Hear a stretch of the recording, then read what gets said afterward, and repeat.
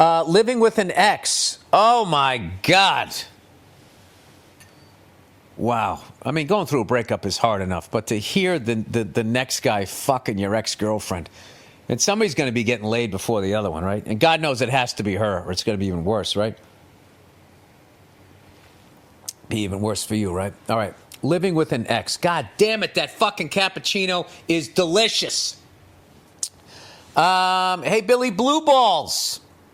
I recently broke up with my ex-girlfriend of nearly 3 years.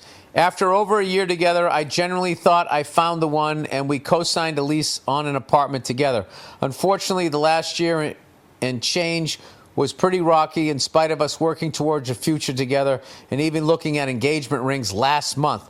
But the shit all culminated right before the holidays and her breaking up with me, then taking it back, repeatedly telling me to fly to my hometown without her for Christmas, getting mad at me for actually going through with it, and also trying to convince me to get a tattoo of her initials on my ass.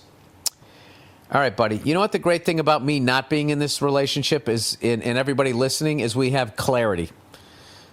Yeah. Congratulations. Congratulations. And I would get out of this fucking apartment as soon as you can. Side note, you must be thinking we must be certified pre-owned white trash. No, I don't. I just think that she was fucking your brains out, and at some point that made sense because the pussy was that good. Not to be crass, but that's what we think. On the contrary, we both just turned 27. I'm an engineer making over six figures. What in the fuck are you still doing there? Get out. I don't give a fuck if you still have to pay half the rent for 6 months. Go live in some shithole just to not be there. Just get the fuck out of there. Get the fuck out of there. Pay your half of the rent and go move back in with your parents. Get the fuck out of there. I'm an engineer making over six figures while finishing a master's degree, and she is finishing her pharmacy doctorate. Oh, great. Nice level-headed person going to be giving drugs to people. And the AC's back on. I don't know why it does this. Is there something wrong with the thermostat? Is it on that eco fucking shit? This is genius. It's just genius. It makes you keep turning on the fucking heat, shutting it off. I don't know. I don't know what the deal is. Anyway, let's get back to this fucking guy making six figures. You got the cash. Make it rain and get the fuck out of there. Anyway, we're both tall and in good shape. We have been. Are you guys like AI robots? Like, you guys don't seem possible. We're both tall, in good shape, and have been called a power couple on multiple occasions, which probably contribute to that we are both pretty egotistical. All right, now I'm starting to lose empathy on you here. All right, so you're Barbie and Ken doll? Anyways, while I got some space from her over the holidays, I did a lot of research about how to handle our underlying problems, strategize how I would communicate with her, and even send her a love letter in an effort to be a good boyfriend. We agreed it was time for me to come back and we would try couples therapy. Alas, the first night I got home, she blew up on me, egged me on to break up with her, and so I said, fuck trying to make this work, and ended it. Good for you. In the coming days, she said she doesn't want to break up, kept double-checking that I was sure, and has been struggling to accept where we're at. Buddy, get out of that fucking apartment. After we broke up, I offered to absorb the full cost of the apartment. Why? Why? Because, you know why? Because the cops believe her. Because hell hath no fury. I'm so sick of this fucking narrative that the amount of fucking advantages in relationships that women have normally. You know? I mean, unless your guy is like a fucking wife beater, like you're gonna win. I mean, I don't know. Because what you're doing is what I would do. I just, you know, I'm sorry, I broke up with you. I'll fucking pay for everything. You can stay here. I'm going to get the fuck out of here. That's how we look at you guys when you get upset, and you fucking know it. I'm going to absorb the full cost of the apartment and take her name off the lease if she moved out. Oh, you're going to try to keep the apartment, which she has declined since she can't afford to live by herself. And so I thought we would work things out as roommates for as long as we could handle it. However, today she asked me to move out and continue to pay for my half of our apartment. Now, fuck you. Because she wouldn't be able to get past our breakup if I was still here, and because she would eventually throw a fit if we were still living together for too much longer.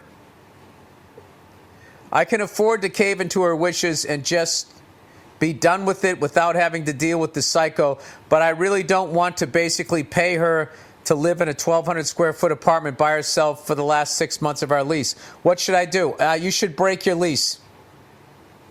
You should break your lease. And it could go all the way. There you go. This is what I would do. Okay?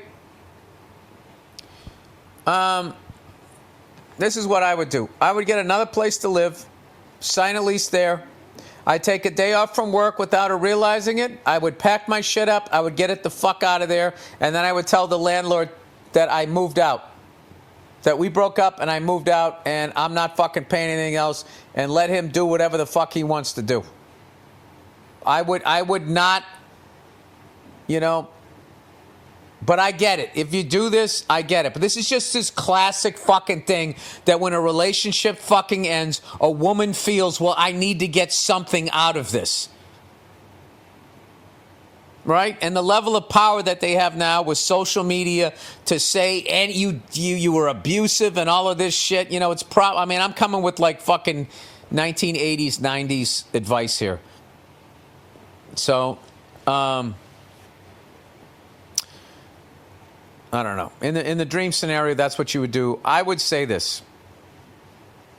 Either way, you need to get the fuck out of there. You need to get away from her as soon as possible.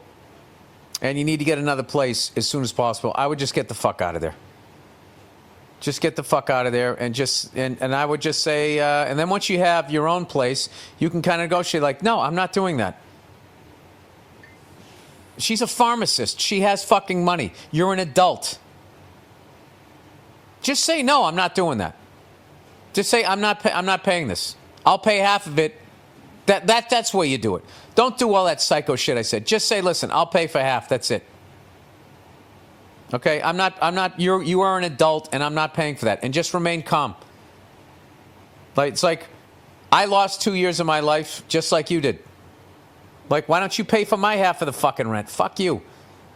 Take out all of that and the attitude. No F-bombs, none of that shit. And just, yeah. It's fucking annoying. It's fucking annoying. You know why it's annoying? Because, I don't know. Whatever. The fucking audacity of that. I can't deal with you being here. I wouldn't be able to get over it. Pay for my life. All right? All the ladies independent, throw your hands up at me. Every fucking hand goes up, and they all play this fucking game. Or at least a lot of them do.